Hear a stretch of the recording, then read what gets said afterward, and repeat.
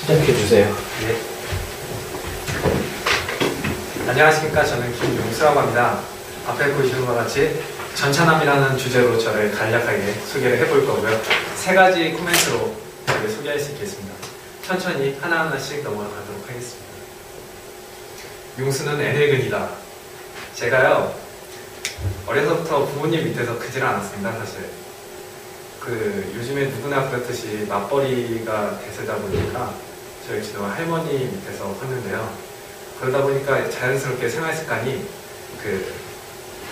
우리는 밥이 있으면은 반찬 먹을 때 햄, 소세지 이런 걸 좋아하잖아요. 근데 할머니가 키워주시는 손주는 밥이 있으면 콩나물이 있고요, 된장이 있고요, 풋고추가 옵니다.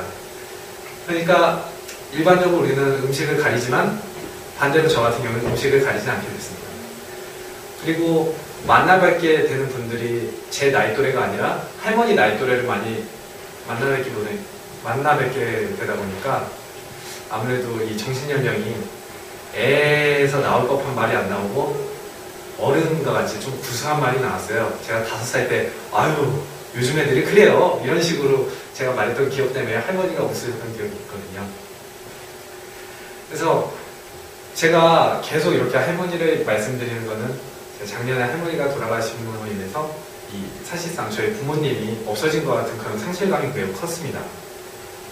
그것 때문에 계속 제 성장에 어려서 있었던 이 할머니의 존재가 최근 들어가지고 많이 비어있다 보니까 계속 생각이 나더라고요. 그래서 나이가 드신 분들 보통 아침에 일찍 일어나잖아요. 저희도 그거를 본받아가지고 아직까지도 아침에 일찍 일어나고 있습니다. 그래서 또 한 가지 나온 멘트가 용수는 출퇴근 시간에 지하철입니다. 우리가 지하철의 최대 장점으로 꼽는다면 뭐가 있을까요? 아무래도 버스보다는 정시간대에 도착을 하고요.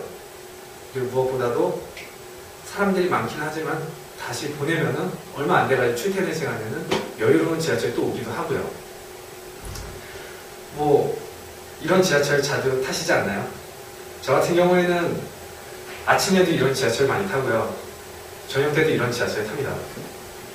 근데 이 시간대가 밤 9시였지만 아침 7시에 지하철을 타더라도 이렇게 아주 빡빡한 상황을 연출이 됩니다. 그래서 저는 할머니가 물려주신 부지런함으로 5시에 나오게 됩니다. 그렇게 되면 아무래도 좀 여유롭게 지하철을 탑승을 해가지고 부대 끼지 않고 편안하게 출근길에 올릴 수 있게 됐습니다. 근데 또 한 가지 지하철의 특징을 꼽자면은 물론 1호선은 좀 제외입니다. 우리나라의 1호선은 제외하고요. 지하로 다니는 5, 6, 7, 8 서울 지하철 노선을 보면은 눈이 오거나 비가 오더라도 제 시간대에 지하철에 도착해가지고 그 누구도 출퇴근 시간에 늦지 않게 됩니다. 근데 안타깝게도 저는 1호선이라서 좀 많이 지각을 하거나 회사에 못 간 경우가 많이 있었습니다. 근데 제가 왜 계속 지하철을 하냐면은 제가 가장 중심 있게 보는 부분이 이 지하철은 무슨 일이 있어도 올 시간이 되면 오고 그리고 반드시 승객에 대해서는 목적지까지 100% 목적지까지 모셔다 드립니다. 이 말은 바꿔보면은 사람으로 치면은 한 가지 시작한 일이 있으면은 끝까지 임무를 완수한다는 얘기가 되는데요. 저는 미처 저를 알고 계셨던 분들은 잘 아시겠지만은 비행기 조종사가 꿈입니다. 근데 그 꿈을 위해서는 돈이 없어가지고 제가 꿈에 다가가지 않고 있는데요. 지금까지 제가 해왔던 경력들이 안녕구소 기자생활도 2년 동안 했고요. 대학교에서 프로젝트 진행하는 거에 있어서 교수님들 한 분 한 분 중간에 이탈 없이 프로그램 동아리를 통해서 제 성과를 쌓았습니다. 그 부분이 이제 올해 마이크로소프트의 MVP 분야에 제가 이제 도전을 할 거고요. 그 부분이 어떻게 될지는 저도 기대가 됩니다. 근데 그렇게 제가 도전했던 분야에 대해서 확실히 이게 꼴이 들어가든 꼴이 들어가지 않든 또 비행기가 착륙을 하든 추락을 하든 제가 끝맺음을 어떻게든 하기 때문에 지금의 제 결과가 있었다고 저는 생각합니다. 그렇다면 이렇게 보시는 바와 같이 비행기가 안전하게 멋있게 착륙을 하는 과정이 제가 매번 볼 때마다 상당히 멋있고 흐뭇합니다. 마치 제가 도전했던 부분에 대해서 반드시 완수를 하는 이런 부분을 제가 비행기를 보면서 많이 느끼게 됩니다.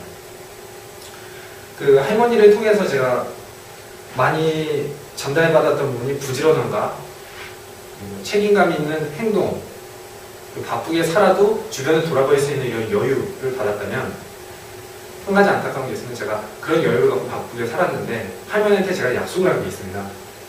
제가 할머니 반드시 이 다음에 커서 할머니 저기 하와이도 보내드리고요, 제가 할머니 좋아하시는 맛있는 것도 많이 사드리고요, 제가 반드시 할머니 집 앞으로 자동차도 하나 이렇게 보내서 편하게 모실게요 이랬는데, 제가 바쁘게 살다 보니까 결국에는 할머니가 그 시간을 기다려주지 않고 이제 할머니 자신의 길로 가셨습니다.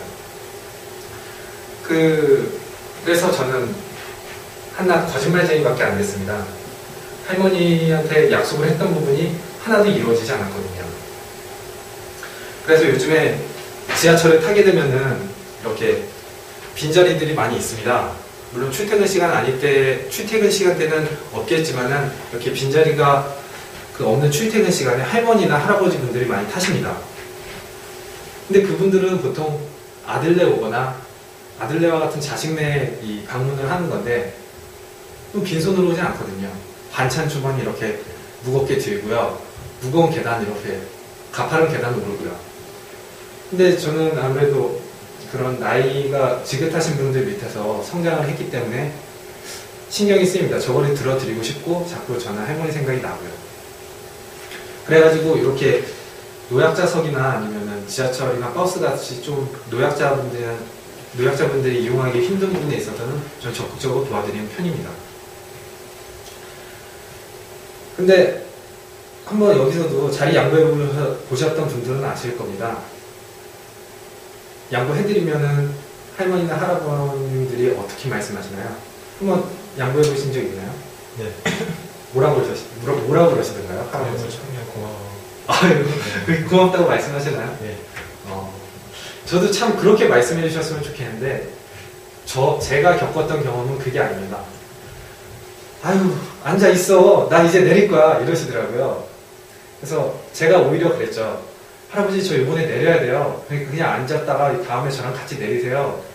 근데 저는 한 10정거장 더 넘어서 내렸고요. 그 할아버지는 그냥 그 자리에서 주무셨습니다. 그래서 따지고 보면은 아무리 노약자분들이다 하더라도 양보를 해드리면은 받는 입장에서는 너무 부담스러운 겁니다. 그게 마치 부모가 자식한테 뭔가 이렇게 해주는 것 자체가 좋지만은 자식한테 받는 거는 너무 피해가는 것 같고 부담이 돼가지고 꺼리는 거거든요. 그래가지고 저는 그런 분들의 상대로는 철저하게 거짓말로써 상대를 합니다. 아, 저 이번에 내려요. 아유, 저 젊은 놈이 뭐 그런 거 다 필요 없어요. 저 이제 저쪽으로 갈 거니까 이거 쓰세요. 이런 식으로 하게 됩니다. 그런 식의 거짓말을 많이 해가지고 저는 거짓말쟁이입니다. 근데 안타깝게도 할머님이 지금 곁에는 안 계시지만은 결과적으로 저를 기다려주지 않았던 거거든요. 근데 제가 맨 처음에 어렸을 때 할머님 밑으로 들어가서 클 때 할머님 나이가 어느덧 저희 부모님 나이가 됐더라고요. 바꿔 말하면은 저희 부모님 세대도 이제 살 날이 얼마 안 남았다는 그런 식으로 생각해도 되는 거거든요. 그렇기 때문에 가장 중점적으로 앞으로 이 거짓말쟁이 김용수가 해야 할 일은 그런 몸 약하신 분들을 향해서 제가 알고 있는 지식 중에 IT 지식이 그분들에게 편익을 제공한다면 적극적으로 기부 행사를 해야 되고요. 반대로 좀 자금적으로 여유가 있으면 복지회관이나 양농 같은 데다가 도움의 손길을 건네야 되고요. 다 결국은 내 가족이고 내 부모 같은 그런 마음으로 요즘에 살고 있습니다.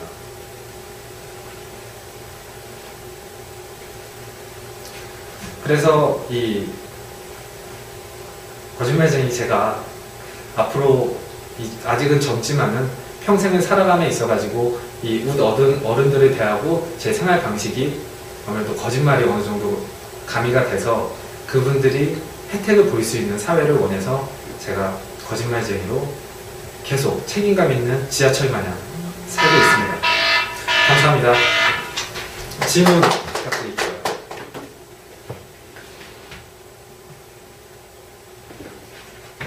질문이 없으시면은 이만 마치도록 하겠습니다.